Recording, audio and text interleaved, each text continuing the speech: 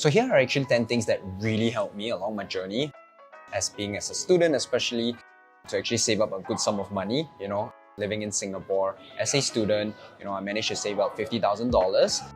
That sum of money has truly enabled me to help me. So I'm going to list down all the 10 things that I actually done and give some examples along the way as well. So hopefully this video is actually helpful for anyone as a student and as well as trying to save up, or if you're not even a student or trying to just save up any kind of money of some sort as well. Number one, so the very first thing that I actually did is that I actually got a skilled job rather than getting any kind of part-time job in that case as well. Instead working as a waiter, or actually instead of working at retail stores, what I actually did is that I find some kind of course or certificate then that I can take in less than 3 months, 6 months, and then that will actually help me to brush up on certain skill sets, and that will actually exponentially increase how much am I getting paid as well.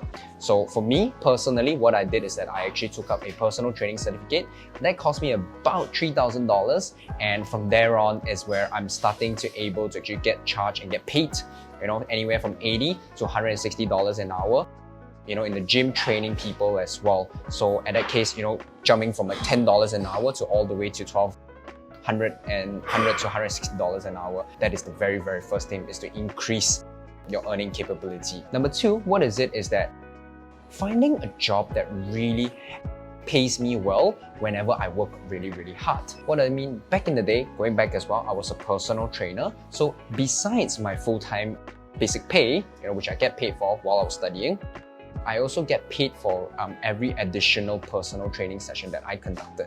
So what does that mean? That means is that it is highly depending on two things, right? A, my skill set to ability to actually acquire a customer, and B, my skill set and the ability to actually produce so that I can retain a customer as well. So that way, I'm not really tied by the kind of hours that I'm actually producing, but actually more tied to the kind of skill set that I'm able to produce and provide for the marketplace as well. Number three is to actually really automate your savings.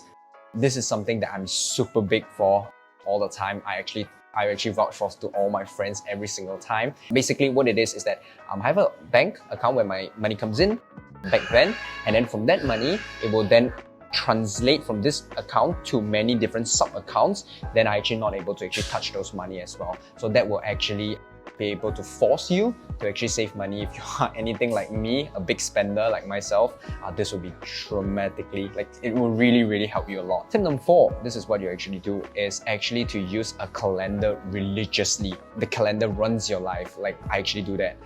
So I actually track and block out time for each and every single task and events or to-do in my calendar, down to how much I sleep, down to my commute time, down to the lunch time that I take, That way, it actually gives you a bird's eye view of where all your time goes, and B, if you are actually juggling multiple events in your life whereby you actually have a full-time studies, and then aside from that, you are also actually trying to save up some money, and this would be actually very helpful. Number 5 is to really plan my week ahead. So on Sundays is where I actually go to a cafe, find somewhere nice at home. I would actually sit down and really plan a week ahead. So this Sunday, I would plan next Monday till next Sunday's personal training sessions as well. So what do? I would actually just text all my clients, I put in my calendar, and I'll put just different color code. Purple means that they're KIV, they're not confirmed yet. Yellow just means that they're confirmed. And then I'll just text them, hey, can you do this time? And then I'll shift them around and really optimize my calendar that way as well. Number 6. So what do I do in number 6 is to actually, I use cheap and convenient food. This is really huge as well for me. That has dramatically helped me a lot back then as a student. I personally use peanut butter and bread. I have that in my bag all the time. It's super convenient. It's super relatively healthy as well. And it's nutritious, it's delicious, it's whatnot. All you can think about is $2 for a wholemeal bread. I can't remember, $2 or $3, $4 or something like that. And you get a jar of peanut butter, you have a knife in my bag, and I'll just literally spread it and I'll just go across and I'll just eat it. Number 7, streamline repetitive tasks. So what do I mean by that is that instead of, for example, using the previous example, meal prepping, right? Instead of spreading peanut butter bread every single day whenever I want to eat it, that's actually very time consuming.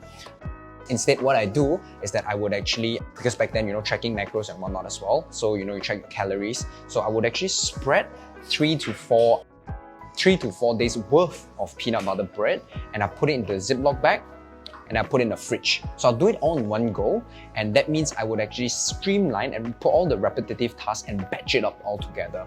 So that way you actually be able to save yourself some time as well. You don't have to actually do it every single day. Number 8. So what is number 8 all about is to have productive downtime. So what is productive downtime and how I personally use it is that don't let those time that you wait for things to actually go to waste as well. While you're waiting for your laundry, while you're commuting, taking the MRT, while you're showering, while you're brushing your teeth, all this time, a couple of minutes there, 2 minutes there, 3 minutes there, most people say, sure, it doesn't matter so much as well. It does matter a lot. You can already be doing something as well. You can actually be doing assignment. For me personally, I was planning my client's workout before I actually head to the gym. So that's actually very, very helpful as well. I would usually turn on the laundry and then I go to shower. So that's what I do.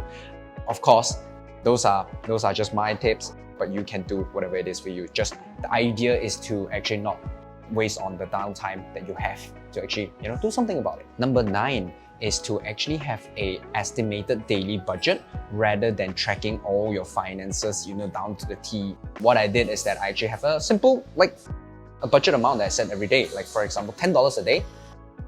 You basically can live by $10 a day as a student, really. Then you can live under that as well.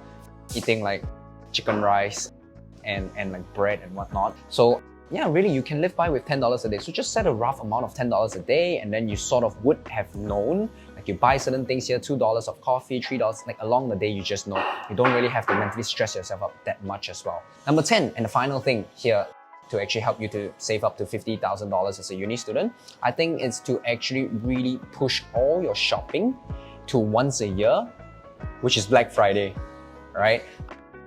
That way you actually save up so much money. Like that's what I personally did, is that what I do is that, for my year-long worth of shopping, whether my clothes, my pants, my gadgets, my accessory, or whatever it may be, I would actually all shop it on Black Friday, like one go.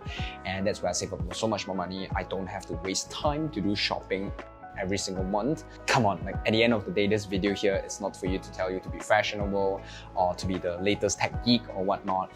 The purpose of this video is really, you came in for a reason because you actually want to learn like how to actually save up to $50,000 as a uni student in Singapore, to able to, have some more choices and options that we have later on in life, which I personally find it very, very liberating.